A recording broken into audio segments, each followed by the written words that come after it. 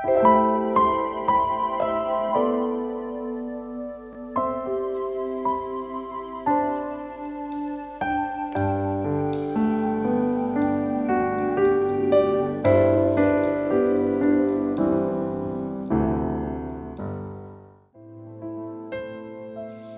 selamat pagi Bapak dan Ibu, saudara-saudari yang dikasihi oleh Tuhan. Selamat pagi dan selamat datang di Intimacy Worship pada pagi hari ini. Saya percaya kita semua sudah mempersiapkan hati, pikiran dan diri kita untuk kita sama-sama bersepakat menyembah dan memuji Tuhan bersama-sama, bahkan kita akan mendengarkan renungan pada pagi hari ini. Namun sebelum itu, mari saya ajak kita untuk berdoa. Sebab yang kami tahu Tuhan bahwa Engkau sungguh baik, Engkau tidak pernah meninggalkan kami, dan kami tahu Tuhan setiap hari Bapa ada berkat yang baru yang datangnya dari Engkau. Biarlah kami terus mengucap syukur, kami terus Tuhan tidak bersungut-sungut Tuhan di dalam segala keadaan bahkan musim hidup kami. Dan kami yakin Tuhan bahwa penyertaan-Mu dan kasih-Mu Tuhan selalu menyertai kami. Dan biarlah Bapa hidup kami semakin hari Tuhan boleh melakukan apa yang menjadi kehendak-Mu Tuhan Yesus. Terima kasih Tuhan untuk pagi hari yang indah ini Tuhan. Tuhan boleh bangunkan kami, Tuhan boleh melindungi kami Tuhan sepanjang malam Tuhan. Biarlah Bapa kasih itu boleh kami terus rasakan Tuhan di sepanjang hidup kami. Terima kasih ya Bapa, kami siap untuk menyembah dan memuji Engkau. Hanya di dalam nama Tuhan Yesus kami sudah berdoa. Haleluya. Amin.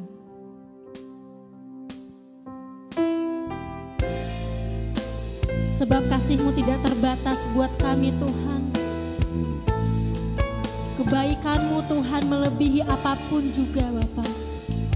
Terima kasih Tuhan.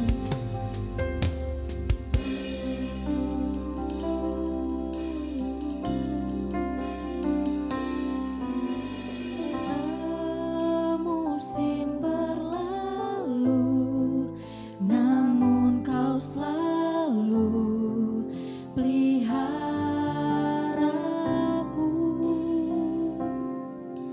Kasih dan setia-Mu tak pernah layu di hidupku. Semusim berlalu, namun Kau selalu peliharaku. Kasih dan setia-Mu tak pernah layu di hidupku.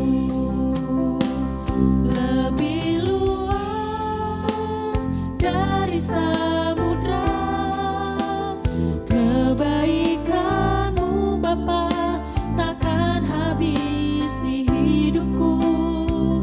Lebih tinggi dari cakrawala, tak terbatas kasih-Mu. Sungguh ku lebih luas dari samudra. Kebaikan-Mu Bapa takkan habis di hidupku. Lebih tinggi dari cakrawala, tak terbatas kasih-Mu. Sungguh ku bersyukur.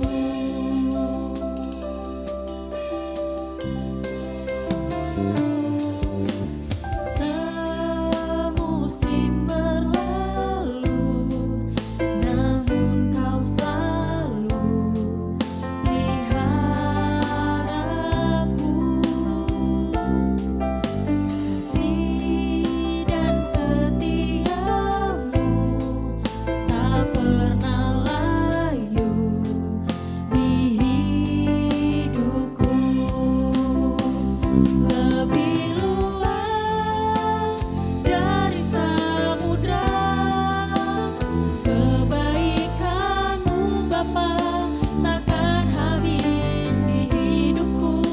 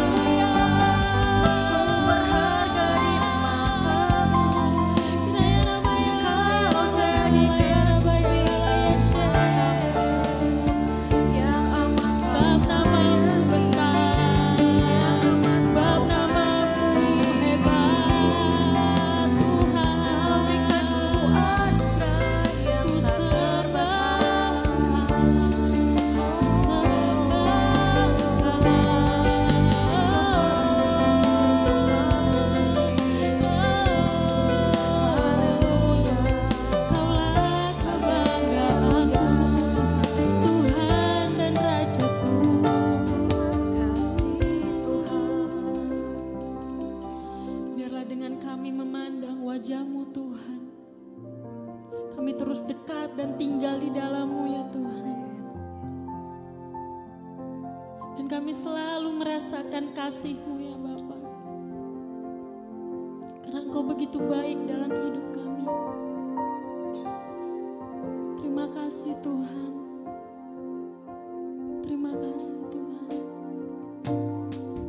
Yes, kami mau terus tinggal dalam hadirat-Mu Tuhan.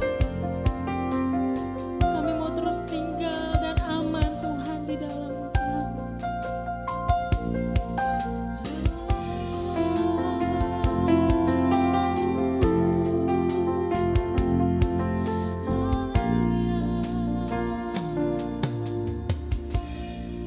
Memandang wajah-Mu, rasakan kasih-Mu,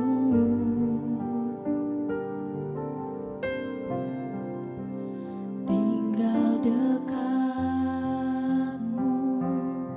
setiap saat di dalam hidupku. Katakan bersama.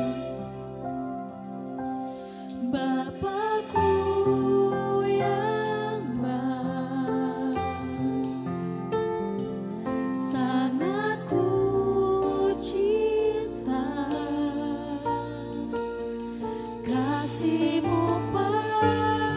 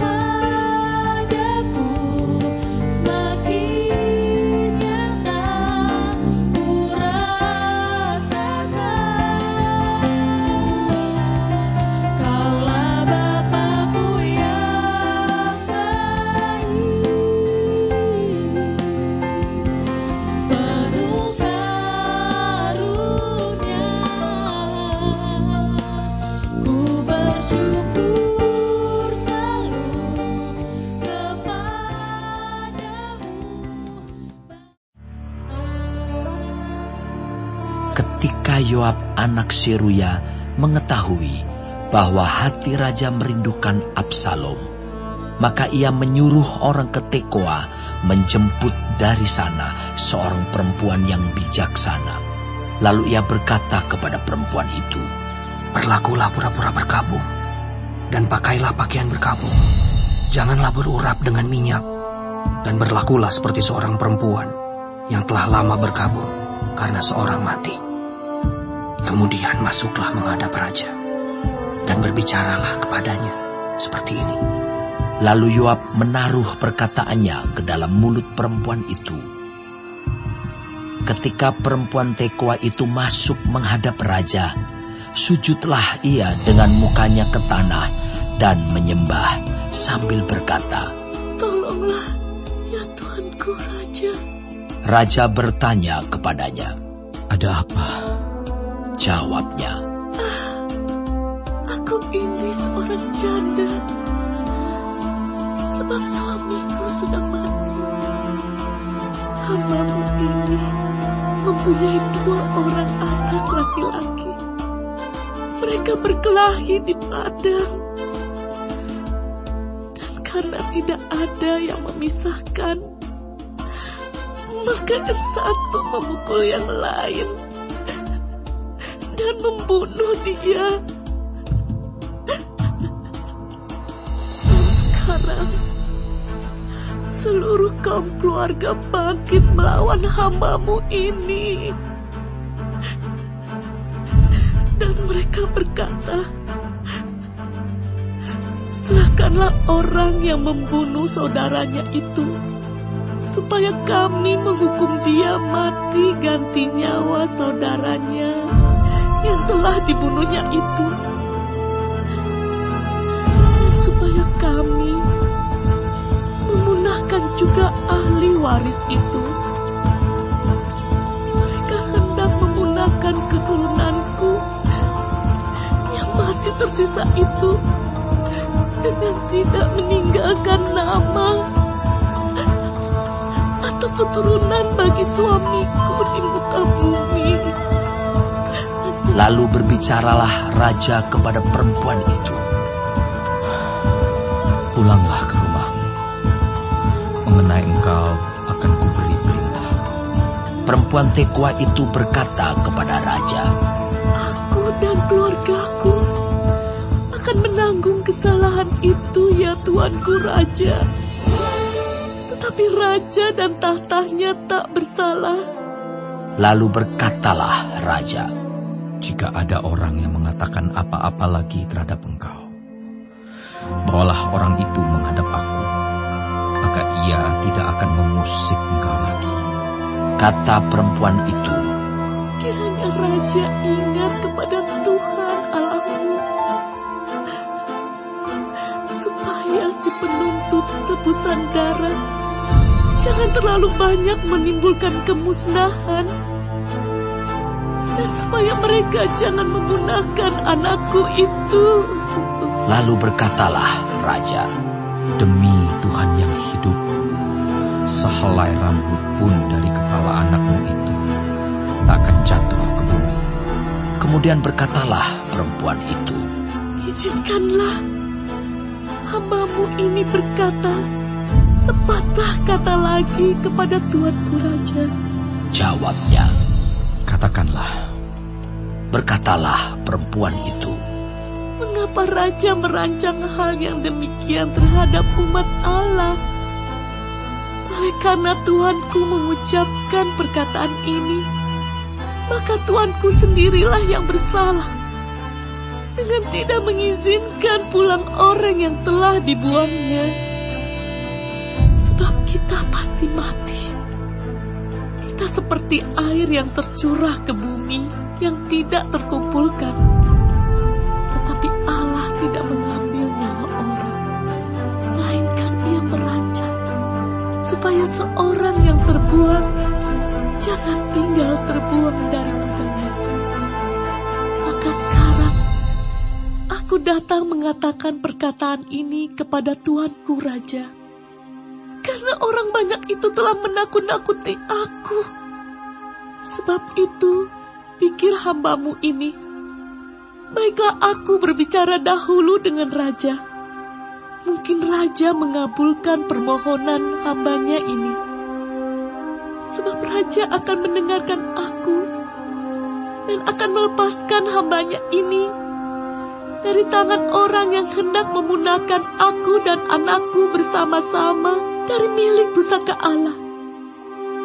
Juga hambamu ini berpikir, perkataan Tuanku Raja tentulah akan menenangkan hati, sebab seperti malaikat Allah, demikianlah Tuanku Raja yang dapat membeda-bedakan apa yang baik dan jahat. Dan Tuhan Allahmu kiranya menyertai Tuanku. Lalu raja menjawab, katanya kepada perempuan itu, baiklah, jangan sembunyikan kepadaku apa yang hendak kutanyakan kepadamu. Kata perempuan itu, berkatalah kiranya Tuanku Raja. Kemudian bertanyalah raja, adakah Yoab campur tangan dengan engkau dalam semuanya ini? Perempuan itu menjawab, demi hidupmu Tuanku Raja, tidaklah mungkin untuk menyimpang ke kanan atau ke kiri dari segala yang Tuanku Raja katakan. Sesungguhnya hambamu Yoab yang memerintahkan daku. Dialah yang menaruh ke dalam mulut hambamu segala perkataan ini, dengan maksud untuk mengubah rupa perkara itu. Maka hambamu Yoab melakukan perkara ini. Tetapi Tuanku bijaksana, sama seperti malaikat Allah, sehingga mengetahui semua yang terjadi di bumi. Sesudah itu berkatalah raja kepada Yoab, baik, kukabulkan permohonan ini. Pergilah, bawalah kembali orang muda Absalom itu. Lalu sujudlah Yoab dengan mukanya ke tanah dan menyembah sambil memohon berkat bagi raja. Dan Yoab berkata, pada hari ini hambamu mengetahui bahwa Tuanku Raja suka kepada hamba, karena Tuanku telah mengabulkan permohonan hambamu ini. Lalu bangunlah Yoab, ia pergi ke Gesur dan membawa Absalom ke Yerusalem. Tetapi berkatalah raja, ia harus pergi ke rumahnya sendiri. Jangan ia datang ke hadapanku. Jadi pergilah Absalom ke rumahnya sendiri dan tidak datang ke hadapan raja. Di seluruh Israel tidak ada yang begitu banyak dipuji kecantikannya seperti Absalom. Dari telapak kakinya sampai ujung kepalanya tidak ada cacat padanya. Apabila ia mencukur rambutnya pada akhir tiap-tiap tahun, ia mencukurnya karena menjadi terlalu berat baginya. Maka ditimbangnya rambutnya itu 200 shikal beratnya, menurut batu timbangan raja. Bagi Absalom lahir 3 orang anak laki-laki dan seorang anak perempuan yang bernama Tamar. Ia seorang perempuan yang cantik. Setelah Absalom diam di Yerusalem genap 2 tahun lamanya, dengan tidak datang ke hadapan raja, maka Absalom menyuruh memanggil Yoab untuk diutus kepada raja. Tetapi ia tidak mau datang kepadanya. Kemudian disuruhnya memanggil dia lagi untuk kedua kalinya, tetapi ia tidak mau datang. Lalu berkatalah ia kepada hamba-hambanya, lihat, ladang Yoab ada di sisi ladangku, dan di sana ada jelainya. Pergilah, bakarlah itu. Maka hamba-hamba Absalom membakar ladang itu. Lalu Yoab pergi mendapatkan Absalom ke rumahnya dan bertanya kepadanya, mengapa hamba-hambamu membakar ladang kepunyaanku itu? Jawab Absalom kepada Yoab, ya, aku telah menyuruh orang kepadamu mengatakan, datanglah kemari, supaya aku mengutus engkau kepada raja untuk mengatakan, Apa gunanya aku datang dari Gesur? Lebih baik aku masih tinggal di sana.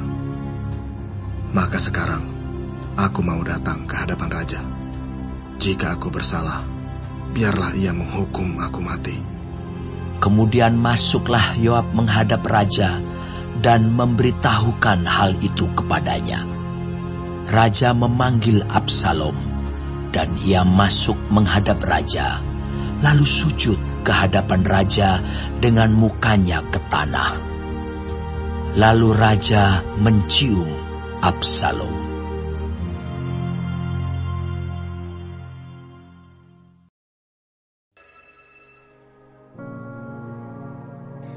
Terima kasih Tuhan untuk firman-Mu pada pagi hari ini. Sungguh mengingatkan kami Tuhan untuk kami hidup semakin hari semakin berkenan di hadapan Tuhan. Dan biarlah Tuhan hari ini Engkau sertai, Tuhan tuntun, Tuhan melindungi, jauhkan dari segala mara bahaya, malapetaka, bahkan maut sekalipun ya Bapa. Bapa kami yang di surga, dikuduskanlah nama-Mu, datanglah kerajaan-Mu, jadilah kehendak-Mu di bumi seperti di surga. Berikanlah kami pada hari ini makanan kami yang secukupnya, dan ampunilah kami akan kesalahan kami, seperti kami juga mengampuni orang yang bersalah kepada kami. Dan janganlah membawa kami ke dalam pencobaan, tetapi lepaskanlah kami daripada yang jahat. Karena Engkaulah yang mempunyai kerajaan, dan kuasa, dan kemuliaan, sampai selama-lamanya. Amin.